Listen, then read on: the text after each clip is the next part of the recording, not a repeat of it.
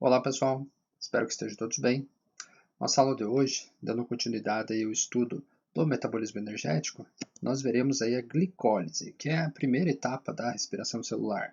Então, só para vocês relembrar, na aula passada nós vimos que o nosso organismo, obtém energia de diversas fontes alimentares, para a produção do ATP, que é a moeda energética que o nosso organismo utiliza para a liberação de energia para todos os nossos processos aí metabólicos. Então, tudo que você faz, tudo que o teu organismo desempenha, ele necessita de energia química que vem, até cada um desses sistemas metabólicos através do ATP, ok? Então, beleza. Então, isso aqui, gente, seria uma parte, simplificada do mapa metabólico. Então, que mostra aqui diferentes vias de metabolismo, tanto anabolismo quanto catabolismo, de diferentes substâncias orgânicas aí que nós obtemos através da alimentação ou que nós mesmos sintetizamos. Então, temos as gorduras, temos os açúcares e temos as proteínas, tá? Então, aqui, ó, o que nos interessa hoje, está justamente aqui, que seria o processo da glicólise, que é a quebra da glicose em moléculas de piruvato, que gerarão moléculas de acetil que se associarão à coenzima A, que entrarão no ciclo de Krebs, que nós veremos nas próximas aulas, e então produzirão bastante ATP lá na cadeia transportadora de elétrons, na mitocôndria. Tá? Isso aqui acontece justamente na mitocôndria, o ciclo de Krebs e a cadeia transportadora de elétrons, a fosforilação oxidativa. Tá? Mas já para vocês terem uma noção, lembra que eu falei para vocês que o nosso organismo utiliza diferentes fontes de compostos orgânicos para liberação de energia para a síntese do ATP. Tá? Então, nós temos aí, por exemplo, os glicídios, que são os açúcares, os carboidratos. Então, nós temos lá, você vai lá, come um pão, esse pão tem amido, esse amido já é quebrado, começa a ser quebrado na tua boca, com a saliva, que tem uma enzima chamada amilase salivar, que vai começar a quebrar esse amido, retirando essas glicoses, deixando essas glicoses livres, e o teu intestino absorve essas glicoses. Lá no intestino também isso vai acontecer, tá? Aí você absorvendo essa glicose já circula pelo teu sangue, você fica com a glicemia elevada, ela entra nas tuas células e começa então o processo de glicólise, quebra da glicose. Se sobrar, isso, você está comendo demais, está sobrando energia. Esse acetil-CoA aqui é o final do processo antes de entrar no ciclo de Krebs, ele é convertido então em ácidos graxos, ele é convertido em gordura, por isso que se você come demais, você acaba ganhando peso, porque o nosso corpo não desperdiça nada. Opa, você conseguiu se alimentar bastante hoje, não gastou toda essa energia? Vamos armazenar na forma de ácidos graxos, que é gordura, vai produzir ácidos graxos, aí vai então produzir triglicerídeos e vai ficar lá armazenadinho. Quando você gasta todo o teu estoque de glicogênio lá do teu fígado, primeiramente toda a glicose do teu sangue e o glicogênio do fígado, aí você vai acessar aqueles teus estoques de gordura, vai fazer a beta-oxidação e aí sim você vai utilizar as tuas gorduras para a síntese então da ATP. Aí que você vai queimar gordura para produzir energia química. Não produzir necessariamente, você vai converter. Lembre que a energia a gente sempre está então ganhando ou perdendo ou convertendo, mas de qualquer forma sempre perdendo tanto em forma de calor. Então sempre são processos de conversão. Olha só que até as proteínas, que você ingere ou que você tem já no teu organismo, que você sintetizou, elas também vão servir de matéria-prima e vão atuar também lá no ciclo de Krebs. Você vai ter o processo aí de desaminação, retirada da amônia, e aí você vai ter os esqueletos carbônicos, que é a parte resultante lá dos aminoácidos sem o grupo amônia deles, que vão entrar nesse ciclo de Krebs. Mas o ciclo de Krebs é matéria para a nossa próxima aula, tá? Hoje, nosso foco, então, é a glicólise. E a glicólise, ela é uma peça central, uma peça-chave dos metabolismos energéticos. Então, aqui nós temos o processo de respiração celular, assim, uma visão geral, também ultra mega power simplificada. Então, nós temos aqui a respiração aeróbia, que é essa que está com o fundo verde, e a respiração anaeróbia, que é essa que está com o fundo aqui laranja, tá? Que é a fermentação. Então, a respiração aeróbia vai envolver a glicólise, o ciclo do ácido cítrico, também chamado de ciclo de Krebs, e a fosforilação oxidativa, que é a cadeia transportadora de elétrons. Tá? A respiração anaeróbia ela vai envolver a glicólise, por isso que ela está aqui no meio, e a fermentação. Tá? o processo ali da fermentação propriamente dita. Aqui, ó, eu quero que vocês já percebam, né, a questão aqui desses gás carbônico que está saindo aqui e aqui, e esse oxigênio que está entrando. E comece a entender já esses mapas metabólicos, né, esses esquemas, né, com relação às flechinhas. Então, flechinha que sai é produto que está saindo. Então, flechinha que sai é produto que sai. Né? Flechinha que entra, né? Então aqui, opa, aqui está saindo NADH, está saindo ATP. Aqui está entrando acetil-CoA, então isso quer dizer que esse acetil-CoA ele é um reagente de alguma reação, certo? Então o que sai é produto, o que entra é reagente, ok? Então percebam que aqui você tem a saída de gás carbônico, e aqui a entrada de oxigênio. Gás carbônico e oxigênio, gás oxigênio. O que isso faz vocês pensarem? Respiração, né? Nossa respiração sistêmica. Então já entendam que vocês respiram justamente para produzir ATP, que se vocês pararem de respirar, vocês morrem por falta de ATP, tá? Então essa que é a função da respiração. Eu imagino que muitos de vocês respiram aí a vida toda e nunca pararam para pensar por que vocês respiram. Ah, é para mandar oxigênio para a célula. Beleza, e o que a célula faz com esse oxigênio? Ah, é para retirar o gás carbônico do corpo. Tá, e da onde que vem esse gás carbônico? Então, esse gás carbônico, ele vem justamente dos teus alimentos, né, daquilo que você ingeriu e foi catabolizado para produzir ATP. Então, a quebra dessas moléculas orgânicas que você comeu liberou o gás carbônico e liberou energia para a síntese do ATP. E o oxigênio entrou lá como um aceptor final de elétrons, justamente dessas moléculas, que sem ele o processo não ocorre, né? A cadeia transportadora de elétrons não ocorre, ou a coisa lá não gira, e aí você não produz energia. Por isso que você pode ficar sem comer por vários dias, você pode ficar sem tomar água aí, também por vários dias, né? Dependendo das suas atividades físicas aí diárias, você consegue ficar sem respirar alguns minutos só, tá? Então vamos lá. Então o que é a glicólise? Então, da forma mais simples possível, glicólise é a quebra da glicose em duas moléculas de piruvato. Tá? Esse nome glicólise quer dizer justamente isso, quebra da glicose. Tá? Lise é quebra, o glico é referente à glicose. Então, quebra da glicose, duas moléculas de piruvato, ou então um ácido pirúvico, né? E nesse processo de quebra, né, percebam que é um processo de catabolismo, né? Você tinha uma molécula mais complexa, agora você tem duas moléculas mais simples, né? Então você catabolizou isso aqui e você teve liberação de energia. Então você liberou energia que você conseguiu sintetizar 2 ATPs, né? Você teve um saldo de 2 ATPs e ainda você conseguiu receber alguns elétrons que saíram dessas moléculas. Então nós temos aqui o NAD, né? Esses dois NADs, né? Que acabam então sendo reduzidos em NADH. Tá? Vocês já vão entender o que isso quer dizer, da onde que vem isso, para onde que vai isso. Tá? O processo então da glicólise ele pode ser dividido em duas etapas principais.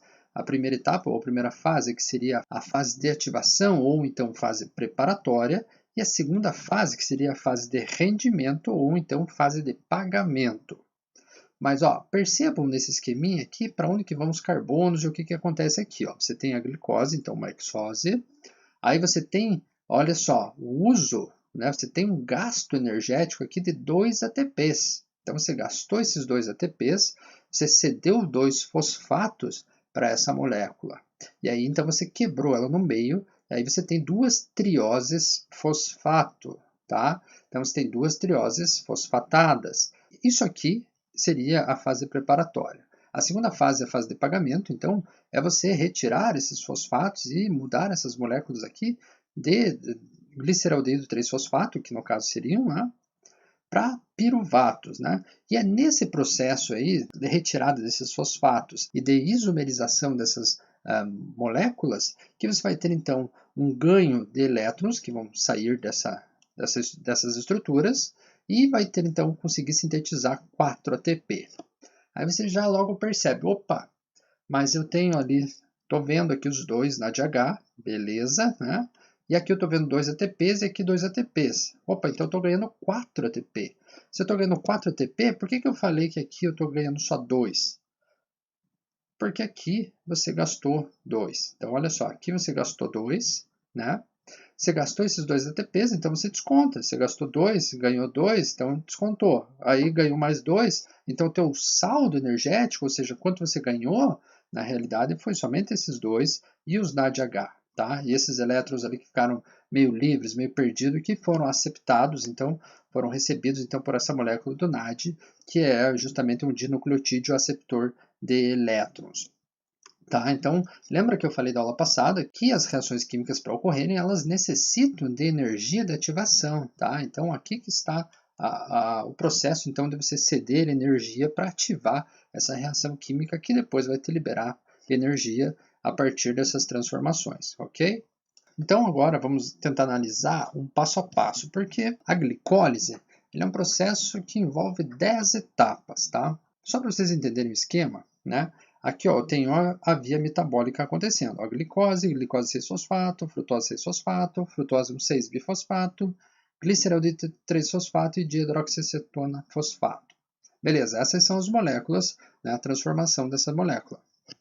Aqui ó, nessa 1, 2, 3, 4 e 5 são as enzimas que fazem esse processo, tá?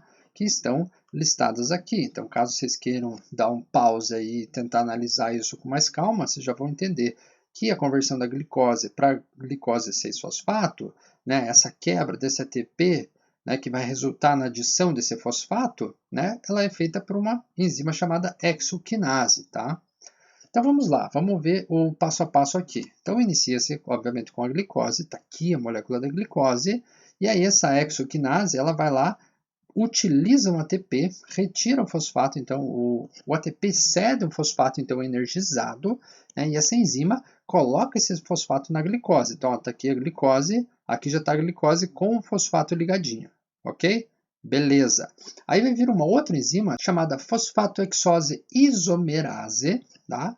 E é uma isomerase, ela vai mudar a estrutura então dessa molécula, tá? Ela não vai tirar e nem pôr nada, ela vai remontar, ela vai mudar a estrutura aí tridimensional dessa molécula. E aí a glicose 6-fosfato ela vai acabar se transformando numa frutose 6-fosfato. Então olha só como é que era a glicose e como é que ela ficou depois. Se vocês contarem os átomos aqui, vocês vão ver que tem exatamente a mesma constituição atômica. Você vai pegar lá a glicose, C6H12O6, igualmente a frutose. Então elas são isômeros uma da outra. Então são diferentes formas aí de moléculas que têm a mesma constituição atômica. Tá? Então, olha só, agora ela ficou mais simétrica. Percebam que aqui ó, a molécula da glicose ela é meio assimétrica, um lado é diferente do outro. Agora, com a frutose, com o formato de frutose, ela ficou mais simétrica, né? Ela ficou mais parecida os dois ladinhos. Aí vem a fosfofrutoquinase e vai adicionar um fosfato justamente aqui, tá?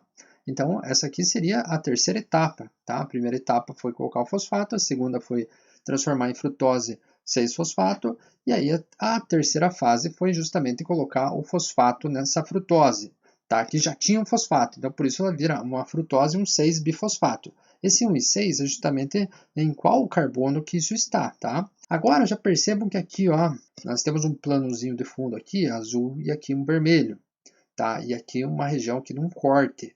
É aqui que vai entrar uma enzima, que seria uma aldolase, que vai quebrar essa molécula. Então é aqui que você vai já começar quebrando.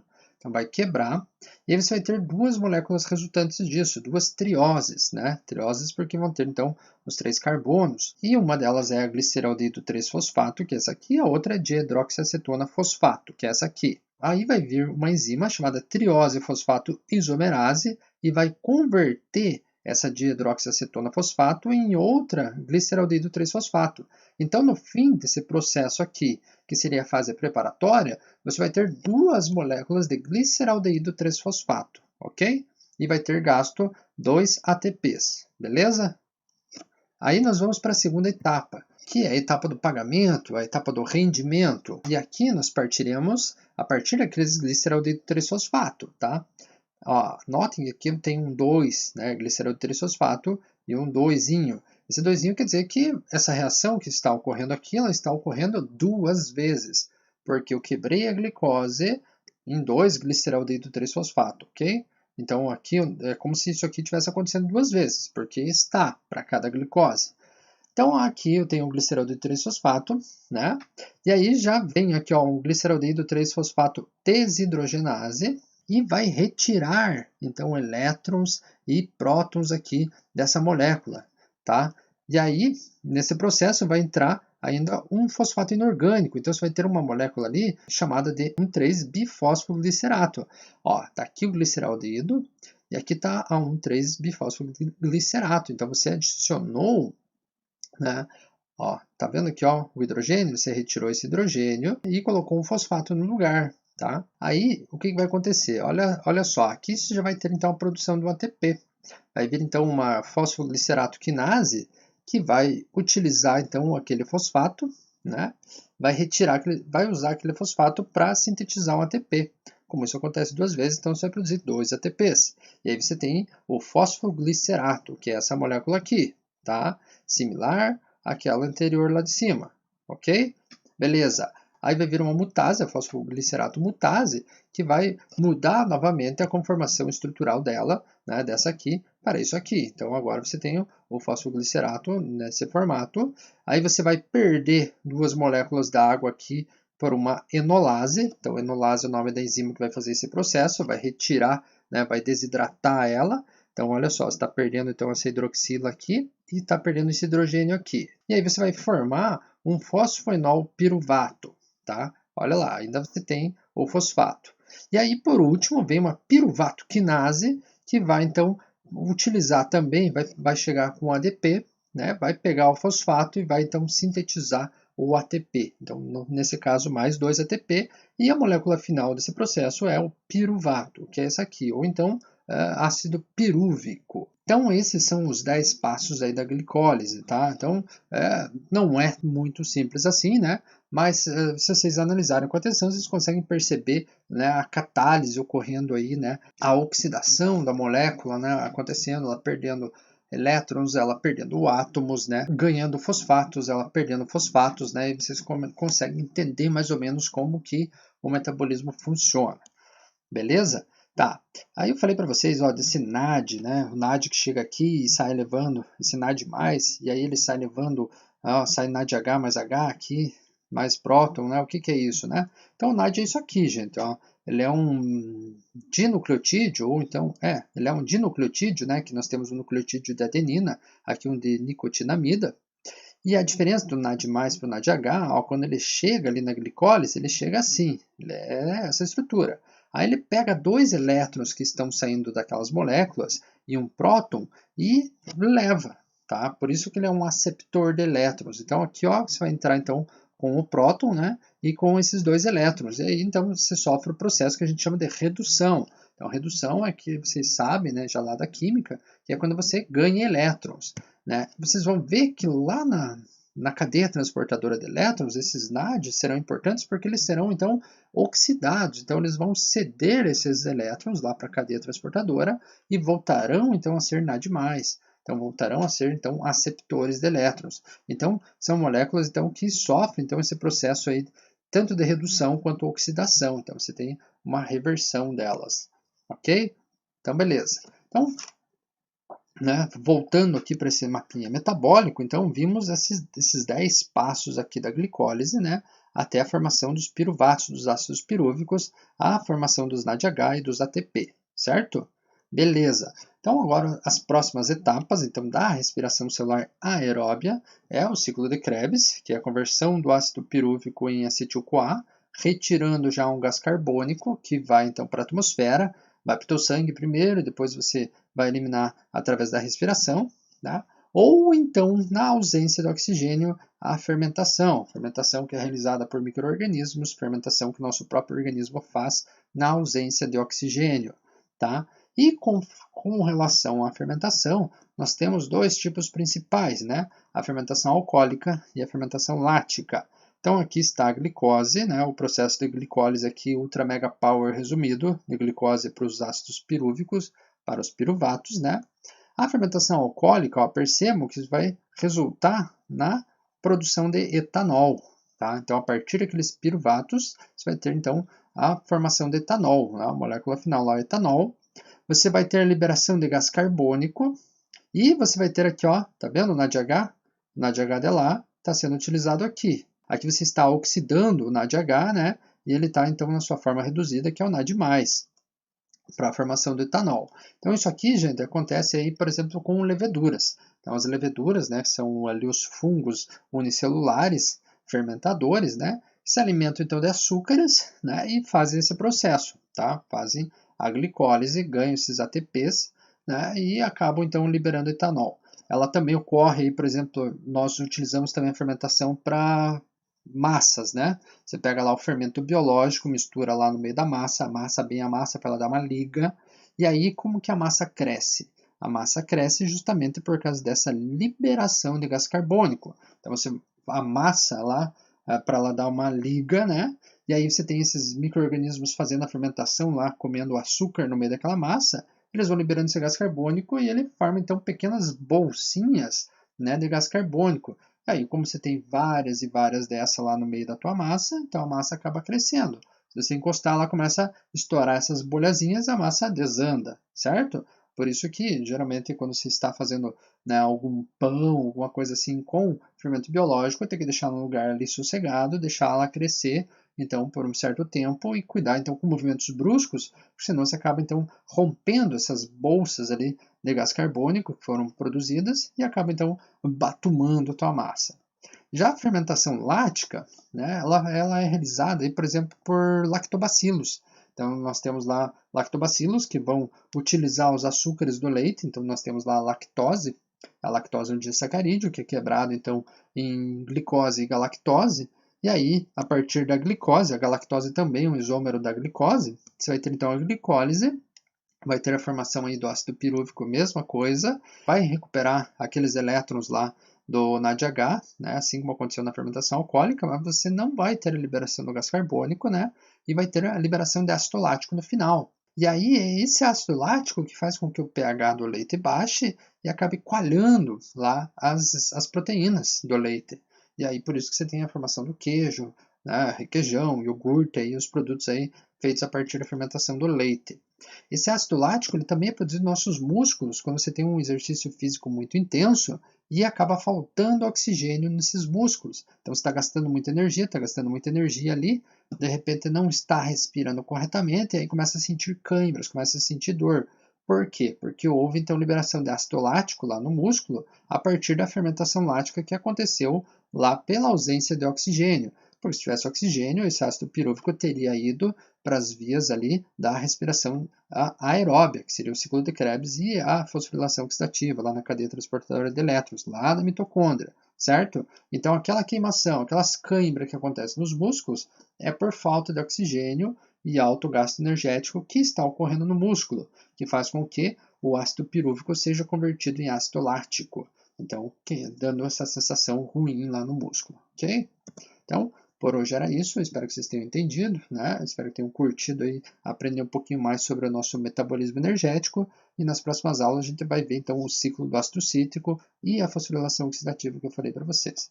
Tchau para vocês e até a próxima semana.